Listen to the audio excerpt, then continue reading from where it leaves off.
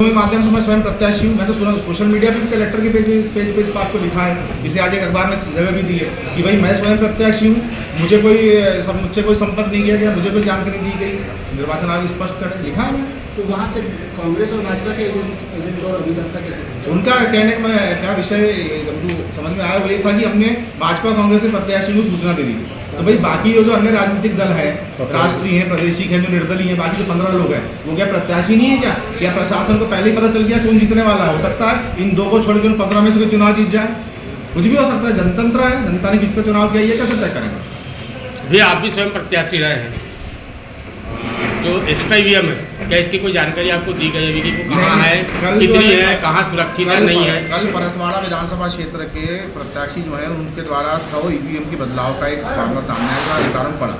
बिल्कुल सही बात है, परंतु इसकी जानकारी ऑन द रिकॉर्ड अभी तक हमारे पास में नहीं दी गई है और इसकी ऐसी कोई जानकारी हमको प्राप्त नहीं हुई। निर्वाचन अधिकारी से इस विषय में आपको चर्चा की? हमारे अभिकर्ताओं ने लगातार चर्चा की, उन्होंने सफाई देने का यही प्रयास किया कि चूक हुई है, लेट हो गया, वही जो मीडिया में आ रहा है वही उन्होंने जो है जवाब देने का प्रयास किया। कोई भी नई बात उन्होंने नहीं की है। 2009 के लोकसभा चुनाव में जब मतगणना हुई लगा रहा हूँ कि बैलेट पेपर बदल के जो है बैलेट पेपर के अलावा मैं ईवीएम की बात, ईवीएम में भी हो सकता है। अगर इनकी ये करने की आदत है, अगर ये इस तरीके का प्रयास करते हैं तो निश्चित कुछ ना कुछ करने का प्रयास कर रहे हैं। उस विषय पे इसलिए नहीं बोलूँगा कि न्यायपालिका की शरण में चला गया, इस विषय पे बोल सकता हूँ। जिस तरीके से कल परसवाड़ा के प्रत्याशी ने सवाल उठाए कि 100 ईवीएम बदली गई है, अगर ऐसा कुछ हुआ है तो फिर तो कुछ भी हो सकता है। और लगातार आप भी लंबे समय देखते रहें कि ईवीएम के खिलाफ देश के कोने कोने से हमें अलग अलग बातें सुनाई देने को मिलती है, कुछ भी हो सकता है। कल जिस तरीके से लाइट बोल रही आधे घंटे तक कैमरे बंद रखे और जो 27 का घटना है, 27 तारीख का घटना है, उसको लेकर क्या नहीं सकता? देखिए 27 तारीख वाली बात तो मैंने आपके सामने क्लियर कर कल लगातार जो लंबे समय से मैं कांग्रेस प्रत्याशी के बयान सुन रहा था कि उनके द्वारा बार बार लाइट बोल होने वाली आपत्ति ली जा रही थी कि होती करके, और वो कल हुआ भी आधे घंटे। सीसीटीवी बंद रहे, लाइट बोल रही, ये चूक नहीं होनी चाहिए।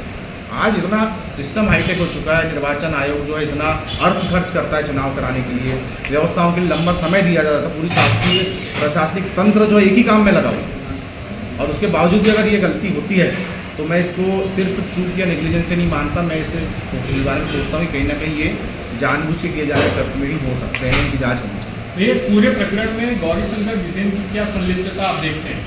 क्योंकि उनके ऊपर सीधे आरोप लग रहे हैं कि प्रशासन के साथ मिलीभगत है उनकी, और प्रशासन जो है उनके दबाव में काम करता है। देखिए भैया, प्रशासन उनके दबाव में आज से नहीं, लंबे समय से काम करता है। दमनकारी नीति उनका राजनीति का बड़ा हिस्सा रही है। वो प्रशासन को जो है दमन के लिए इस्तेमाल करते हैं। उनके खिलाफ आवाज़ उठाने वाले व्यक्ति के खिलाफ व्यक्तिगत स्तर पर जाकर, निजी स्तर पर जाके जो है दूसरी कार्रवाई या पुलिसिया कार्रवाई या फिर प्रशासनिक कार्रवाई की जाती है। जो कोई नेता दमनकारी रहता है ना, वो अपनी जीत सुनिश्चित करने के लिए किसी भी स्तर पर जा सकता है। प्रशासन पे दबाव किस तरीके से बनाया जाता है आप लोग मीडिया वाले मेरे से बेहतर जानते हैं।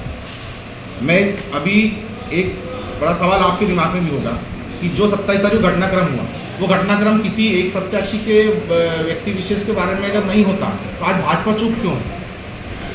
आज भारतीय जनता पार्टी इतना बड़ा राष्ट्रीय स्तर का मुद्दा हो गया, बोल क्यों नहीं रही कुछ? भाई भारतीय राष्ट्रीय कांग्रेस जो एक राष्ट्रीय पार्टी है, उसके राष्ट्रीय नेताओं ने भारतीय निर्वाचन आयोग को दिल्ली में जाकर शिकायत करी। भाई जब निर्वाचन में नेग्लिजेंसी हुई है या मैनिपुलेशन हुआ है तो इसकी शिकायत तो भाजपा को भी करनी चाहिए थी। बताओ, निर्दलीय प्रत्याशी मैं कर रहा हूँ तो भाजपा मौन क्यों? इसे साफ समझ में आता है कि सत्ता का दुरुपयोग कर रहे हैं। अच्छा भैया, अभी जैसे बोले कि भाजपा शांत है, इनके समर्थकों द्वारा कहा जा रहा है कि आएगा तो भाव ही, तो क्या ये सब चीज़ें ही करके अब वो आएगा जाएगा तो वक्त बताएगा। बट तो इस पर मैं एक चीज़ और कहना चाहूँगा, मैंने सोशल मीडिया पर जब कलेक्टर साहब का स्टेटमेंट आया, उस स्टेटमेंट में मैंने जवाब में लिखा कि मैं स्वयं प्रत्याशी हूँ, मुझे जानकारी नहीं मिली।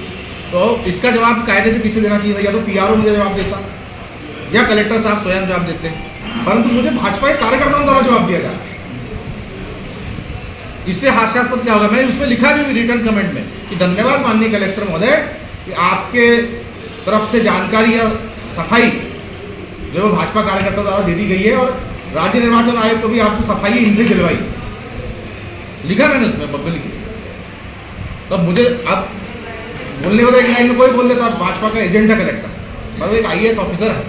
अगर भाजपा कार्यकर्ता इस तरीके से कलेक्टर का बचाव करने सामने आएंगे तो फिर कलेक्टर ही छोड़ो, चुनाव लड़वा दो।